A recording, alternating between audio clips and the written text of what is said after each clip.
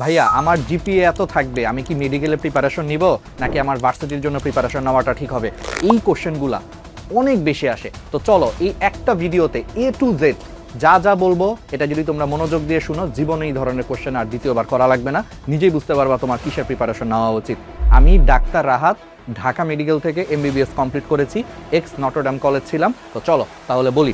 প্রথম জিনিসটা হচ্ছে গত বছরের সার্কুলার অনুযায়ী আমি সব কিছু বলবো, কারণ সাধারণত মেডিকেলের সার্কুলারটা তেমন একটা পরিবর্তন হওয়ার সম্ভাবনাটা কম। গত বছর যে সার্কুলার দেওয়া হয়েছিল আশা রাখতেছি সেটা পরিবর্তন হওয়ার সম্ভাবনাটা হচ্ছে কম। তাহলে সেভাবে যদি আমরা বলি, এসএসসি এবং এইচএসসি দুইটা মিলিয়ে তোমার মিনিমাম জিপিএ থাকতে হবে 8.5। পরীক্ষার যোগ্যতাগুলো আগে বলি।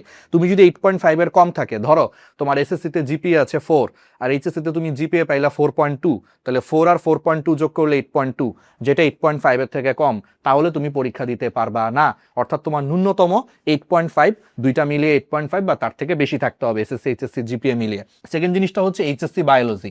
এইচএসসি যার বায়োলজিতে জিপিএ মিনিমাম 3.5 বা তার উপরে পাইতে হবে। তুমি যদি বায়োলজি সাবজেক্টটা হচ্ছে জিপিএ 3 পাও, কথার কথা, তাইলে কিন্তু হবে না, তোমাকে মিনিমাম কিন্তু 3.5 পাইতে হবে।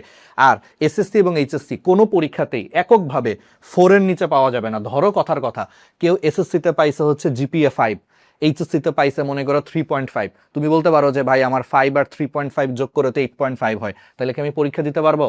অ্যান্সার হচ্ছে তুমি পরীক্ষা দিতে পারবা না। কেন? কারণ তোমার এককভাবে এইচএসসিতে বা এসএসসি কোনো একটা পরীক্ষায় যদি তোমার 4 এর থেকে কম থাকে জিপিএ, তুমি পরীক্ষা দিতে পারবা না। দ্যাট মিনস শর্ত হচ্ছে প্রত্যেকটা পরীক্ষাতে তোমার কমপক্ষে জিপিএ 4 বা তার থেকে বেশি থাকতে হবে, এবং এই দুইটার যোগফল হচ্ছে 8.5 বা তার থেকে বেশি হইলে তুমি আসলে পরীক্ষা দিতে পারবা। সহজ কথা, ঠিক আছে? এবার আসো ভাই, আমি কত জিপিএ পাইলে কত পরীক্ষা দিব? তোমাদেরকে একটা সিম্পল কথা বলি।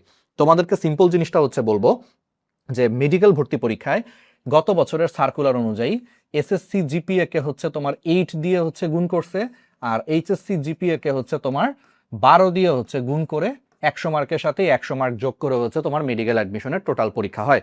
এখন তুমি ধরো এসএসসিতে তুমি জিপিএ মনে করো 5 পাইছো, তাহলে জিপিএ 5 পেলে 5 × 8 কত হবে? 40। তোমার এসএসসির মার্কস থাকবে তখন 40 মেডিকেলের জন্য।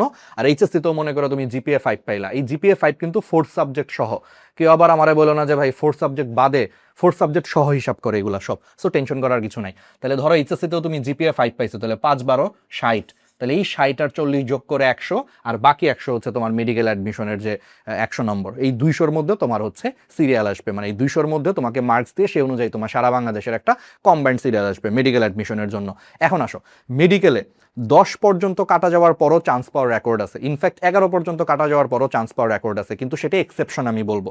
রেকর্ড আছে but exception is can not be an example. So logically যদি বলি 5 থেকে 6 কাটা যাওয়ার পরও যদি তোমার স্বপ্ন থাকে মেডিকেল এবং যদি তুমি সেরাটা দিতে পারো, তুমি চান্স পাবা। এটা হচ্ছে লজিক্যাল কথা। তাহলে সেইভাবে যদি আমি বলি, ধরো কারো যদি এসএসসিতে জিপিএ 5 থাকে, ঠিক আছে, এবং এইচএসসিতে যদি মনে করো জিপিএ 4.5 থাকে, তাহলে এসএসসিতে তার জিপিএ 5 আছে, তাহলে 5 × 8 তাহলে 40, আর এইচএসসিতে মনে করো তার জিপিএ 4.5 আসবে, তাহলে 4.5 কে হচ্ছে 12 দিয়ে গুণ করলে হচ্ছে 4 12 48, তার 54 থাকে, তাহলে 60-এর জায়গায় তার থাকে 54, তাহলে সে কত কম পাইলো? এখানে 6 কম পাইলো, বা তার 6 কাটা গেল। আমি কি বলছি? এই সর্বোচ্চ 6 পর্যন্ত কাটা গেলে তুমি মেডিকেল অ্যাডমিশনের জন্য পরীক্ষা দিতে পারবা। দ্যাট মিনস সহজ কথায় যদি তোমাকে বলি, এইচএসসি জিপিএ হচ্ছে 4.5 বা তার থেকে যদি বেশি থাকে, তুমি মেডিকেল অ্যাডমিশনের জন্য হচ্ছে প্রিপারেশন নিতে পারো, যদি তোমার স্বপ্ন হচ্ছে মেডিকেলে হয়। আর যদি তোমার 4.5 এর থেকেও কম আসে, তার মানে কি ভাই আমি চান্স পাবো না? হ্যাঁ, এরকম রেকর্ড আছে, বাট ওই যে বলছি, তখন তোমার চান্স পাওয়াটা আরো অনেক বেশি কঠিন হয়ে যাবে, যেটা আমার কাছে মনে হয় যে আসলে এত রিস্ক নিয়ে মেডিকেলের জন্য না দিয়ে তুমি ভার্সিটি তখন ফার্স্ট চয়েস রেখে তুমি প্রিপারেশন নিতে পারবা। এখন ধরো কারো এইচএসসি আসবে মনে করো 4.8, ঠিক আছে, তাইলে এইচএসসি যদি 4.8 আসে, তাহলে তার এখানে কাটা যাবে হচ্ছে 2.4 কাটা যাবে।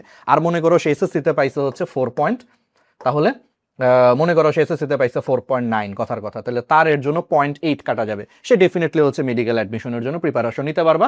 খুব বেশি তোমার মার্কস কাটা যাচ্ছে না, তোমার 2 থেকে 3 কাটা যাবে, তুমি আরামসে হচ্ছে এটা কভার করতে পারবা যদি 100 নম্বরে তুমি ভালো করো। তার মানে মেডিকেল জিপিএ ক্যালকুলেটরটা যদি তোমাদেরকে একটু দেখায় দেই, তাহলে জিপিএ ক্যালকুলেটরটা হচ্ছে তুমি তোমার কত কাটা যাচ্ছে এটা বের করার উপায়টা হচ্ছে 100 minus SSC GPA into 8 plus HSC GPA into 12। এটাই হচ্ছে তোমার সেই বিখ্যাত জিপিএ ক্যালকুলেটর। এখন তুমি তোমার জিপিএ মার্কসটা হচ্ছে বসাও, এসএসসিতে কত পাইছো তুমি সেটা বসাও, এইচএসসিতে কত পাইছো তুমি সেটা বসাও, বসাই দুইটাকে যোগ করে 100 থেকে বিয়োগ করে যদি দেখো এই রেজাল্টটা 5-6 বা এর থেকে কম আসতেছে, তুমি মেডিকেলের জন্য প্রিপারেশন নাও।